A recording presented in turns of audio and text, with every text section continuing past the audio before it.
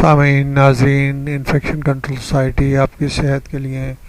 آپ کی آگاہی کے لیے، آپ کو بیماریوں سے بچانے کے لیے مضامین آپ کی سماعت کے لیے پیش کرنا چاہتی ہے۔ ان معلومات کو حاصل کر کے آپ اپنی آپ کو اور اپنی فیملی کو ان مسائل سے بچا سکتے ہیں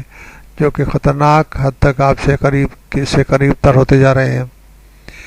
معلومات حاصل کیجئے، اپنے آپ کو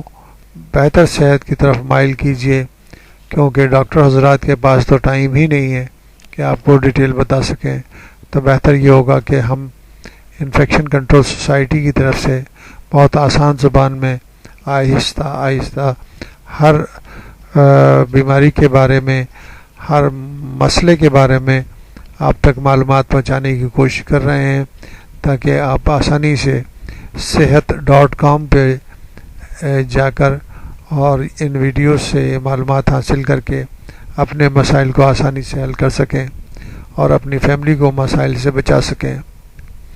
نان کمیونیکیبل ڈیزیزز کے بارے میں اور جو کرونک بیماریاں، لمبی کھینچنے والی بیماریوں کے بارے میں ہم آپ کو بتا رہے تھے کہ ان سے کتنے افراد کی موت واقع ہو جاتی ہے ہر سال، جیسے کہ ہم نے آپ کو بتایا کہ تقریباً 36 ملین 3 کروڑ 60 لاکھ افراد ہر سال پوری دنیا میں ان بیماریوں سے اموات کا شکار ہوتے ہیں۔ اب یہ دیکھا جائے کہ یہ رسک فیکٹر اور کون لوگ جو ہیں ان بیماریوں کا شکار ہوتے ہیں۔ تقریباً ہر گروپ جو ہے ان بیماریوں کا شکار ہو سکتا ہے۔ یہ گروپ جو ہے زیادہ تر جو ہے تھوڑا سا مڈل ایج کے افراد جو ہے وہ زیادہ اس سے اثر انداز ہوتے ہیں۔ نان کمیونیکیبل ڈیزیزز جو ہیں وہ زیادہ تر مڈل ایج گروپ کے لوگوں کے اندر جو ہے وہ زیادہ مسائل پیدا کرتی ہیں۔ تقریباً 9 ملین یعنی کہ 90 لاکھ 90 لاکھ افراد کی جو ڈیتھ ہوتی ہے نان کمیونیکیبل ڈیزیزز کی وجہ سے، یعنی کہ دل کے دورے کی وجہ سے، کینسر کی وجہ سے، ڈائبٹیز کی وجہ سے اور سانس کی بیماریوں کی وجہ سے، یہ 60 سال سے کم عمر کے لوگ ہوتے ہیں۔ یعنی کہ 90 لاکھ افراد جو ہے 60 سال سے کم عمر کی عمر میں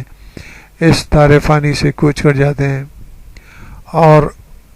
اس موت کو پری میچور ڈیتھ کہا جاتا ہے، یعنی کہ ان کی عمر تو نہیں تھی جانے کی مگر وہ موت کا شکار ہو گئے۔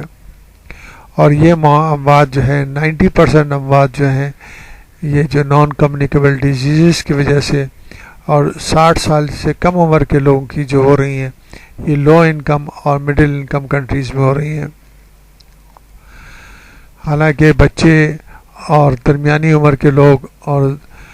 سب لوگ اس سے افیکٹ ہو سکتے ہیں اور سب لوگ اس کا شکار ہو سکتے ہیں۔ سب سے اہم چیز جو ہے وہ انہیلتھی ڈائٹ، فزیکل ان ایکٹیویٹی یعنی کہ ورزش وغیرہ نہ کرنا، ٹوبیکو کا استعمال کرنا اور الکوہل کا استعمال کرنا سب سے بڑی مسائل ہیں جس کی وجہ سے یہ بیماریاں تیزی سے بڑھ رہی ہیں۔ ان بیماریوں کے اوپر یعنی کہ ایجنگ جو ہے عمر کا تقاضا بھی شامل ہوتا ہے۔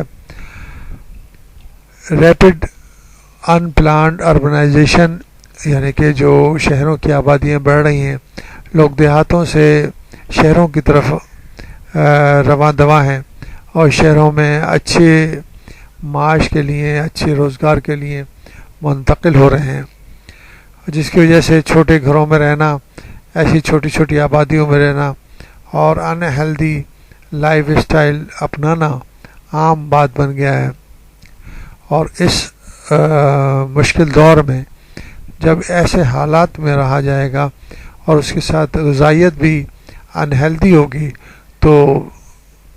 بے شمار افراد جو ہے ہائی بلڈ پریشر،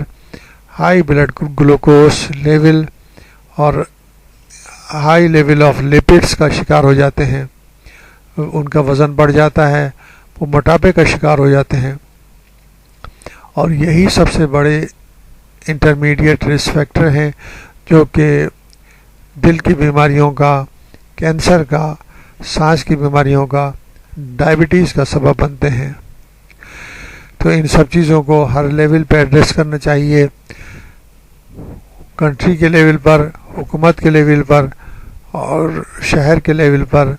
اور فیملی اپنے آپ ان مسائل کو حل کرنے کی کوشش کرے جب یہ مسائل حل ہو سکتے ہیں۔ اگر ان مسائل کو حل کرنے کی کوشش نہیں کی جائے گی تو دن بہ دن ان نان کمیونیکیبل ڈیزیزز کی وجہ سے، جیسا کہ ہم نے آپ کو بتایا، دل کی بیماریوں کی وجہ سے، کینسر کی وجہ سے، ڈائبٹیز کی وجہ سے، سانس کی بیماریوں سے اموات میں مزید اضافہ ہوتا جائے گا۔